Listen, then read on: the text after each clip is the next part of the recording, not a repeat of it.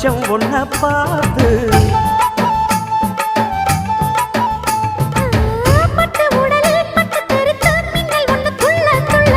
வெக்கம் துடிக்க விளக்கணைக்க ஜன்னல் கண்ணை மூடிக்கொள்ள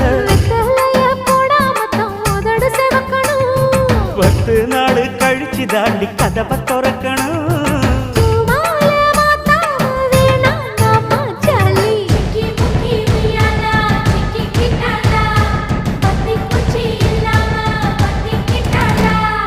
மச்சாங்கிட்ட முந்தானைய தந்து வப்பாளா,